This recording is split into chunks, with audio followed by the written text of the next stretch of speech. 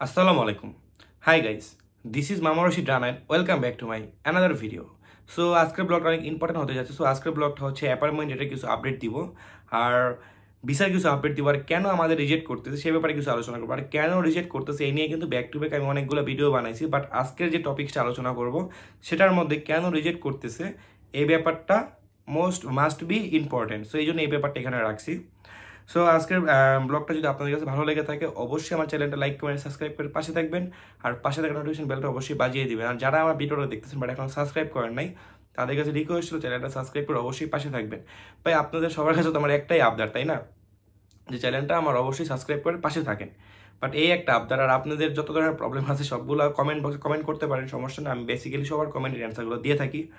But আজকের প্রথমত আর কি শুরু করি যে এই জিনিসটা দিয়ে।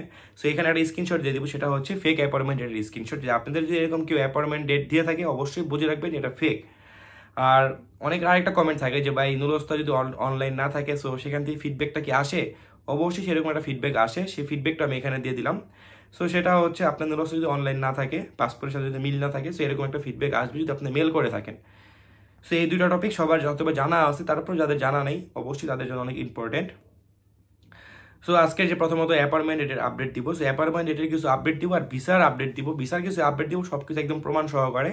সো কেন তারা রিজেকশন খাইছে বা তারা কবে নাগাদ কালেকশনে গেছিলো সে ব্যাপারে আর কি প্রমাণ সহকারে কিছু আলোচনা করব। সো প্রথমত অ্যাপয়েন্টমেন্ট ডেটের কিছু আপডেট আছে সেটা আপনাদের আগে দিয়ে রাখি। সো অ্যাপয়েন্টমেন্ট ডেটের এটা হলো গত 28 তারিখের, মানে 28শে এপ্রিল, সরি 28শে, গত 28 তারিখে মানে 28শে জুলাই আর কি, মানে আজকে তো 29 তারিখ, সো 28শে তারিখ আর কি, 28 তারিখের আপডেটটা আর কি।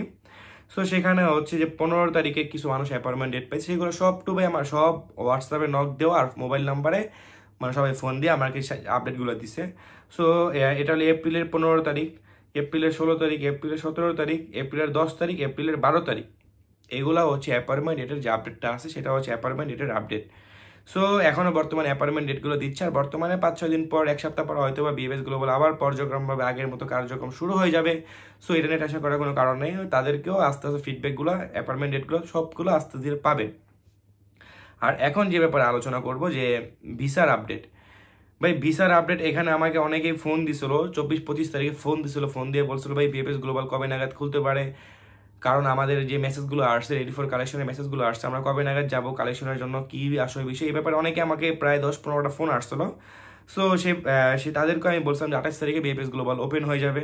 সো তখন তারা 28 তারিখে বিএফএস গ্লোবালে গেছে, প্রায় 7-8 জনের মতো বিএফএস গ্লোবালে মানে আপডেট পাইছি, 7-8 জন ঢাকাতে যাওয়ার পর। প্রথমত আমি আপনাদের একটা ছবি এখানে দিয়ে দিই, দেখেন এখানে একটা ছবি দিয়ে দিলাম। সো কয়জন ভিসা পাইছে এটা পরে আলোচনা করতেছি, বাট এখানে একটা ছবি দিয়ে দিলাম, সেটা দেখেন। সো সেটা হচ্ছে 13 নম্বর দেখে রিজেক্ট করে দিছে, বুঝতে পারছেন। সো এখানে একটা ছবি দিলাম, আর এই ছবিটা দিলাম যে ডাবল পেজের, এই ছবিটা হচ্ছে ডাবল পেজের, আর এই প্রথমে যে ছবিটা দিচ্ছি ওটা 1 পেজের, মানে 1 পেজের মানে 13 নম্বরটা ক্রপ করে আমি আপনাদের বোঝানোর শর্তে দিচ্ছিলাম, আর এটা হচ্ছে ডাবল পেজের। আর এখানে ধরেন আরেকটা ছবি দিচ্ছি যে এটাও রিজেক্টেড আর কি, এখানে আরেকটা মানে স্ক্রিনশট দিলাম, সেটা দেখেন হ্যাজ বিন রেবোগা, মানে নুলস্তা রেবোগা করে দিছে।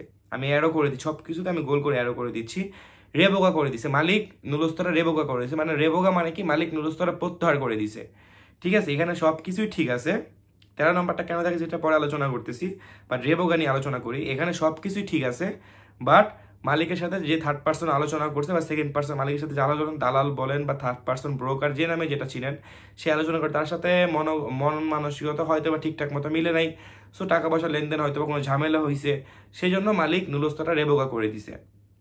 বা ওই দালাল বলেন বা থার্ড পার্সন যেই বলেন বা সেকেন্ড পার্সন যেই বলেন, সে হয়তো চুরি করে আর কি মালিকের স্পিড আইডি দিয়ে অ্যাপ্লাই করছে, বাট মালিক জানে নাই, তখন জানার পর হয়তো মালিক রেবোগা করে দিচ্ছে। এটা হচ্ছে মেন টপিক্সটা আর কি। সো মালিক নুলস্তরা প্রত্যাহার করে দিচ্ছে, না আমার এই লোক লাগবে না, আমার নুলস্তরা আমাকে প্রত্যাহার করে দাও। সো এই জন্য মালিক নুলস্তর প্রত্যাহার করে দিচ্ছে, দেন এখানে রেবোগা চলে আসছে। আর রিজেকশনের যে ব্যাপারটা 13 নম্বর দেখি, ভাই 13 নম্বর দেখে অনেকেরই এই প্রবলেমটা হয়েছে। আমার এই টপিক্সে অনেকগুলো ভিডিও বানানো আছে, তারপর একটা ভিডিও আমি আই বাটনে দিয়ে দিব, সেখান থেকে দেখে আসবেন। যারা 13 নম্বর দেখে রিজেক্টগুলো হয়েছে সেই ভিডিওটা দেখলে অবশ্যই তাদের এই প্রবলেমগুলো পড়বেন না। 13 নম্বর দেখে যে কেন রিজেক্ট হয়েছে, তবে 13 নম্বরে দেখে রিজেক্টটা হচ্ছে কি আপনার কিছু কিছু ডকুমেন্টস কম আছে, বাট আপনার হয়তো নুলস্তার মেয়াদ 3 মাস আছে, তখন আপনার ফিঙ্গার রাখতেছে, বাট কিছু কিছু ডকুমেন্টস কম থাকতে পারতেছে, তখন আপনাকে ফিঙ্গার রাখতেছে। সো এই জন্যই আর কি এইসব প্রবলেমের কারণেই সো তাদেরকে আপনি একদম প্রমাণভাবে বুঝাতে পারতেছেন বা প্রুফ দিতে পারতেছেন না যে আপনি এখানে যে থাকবেন। 13 নাম্বার মানে এটাই যে এই লোক এখানে এসে থাকবে না, টুডে টুমোর এখান থেকে মানে চলে যাবে। সো এটা তাদেরকে বুঝাতে পারতেছেন না, এই জন্যই তাদেরকে 13 নাম্বার দেখে রিজেক্ট করে দিছে। সো ভাই আজকের ব্লগটা এতটুকু। যদি সবাই ভালো লেগে থাকে অবশ্যই আমার চ্যানেলে লাইক কমেন্ট সাবস্ক্রাইব করতে ভুলবেন না। অবশ্যই আমার পাশে থাকবেন। আসসালামু আলাইকুম, আল্লাহ হাফিজ।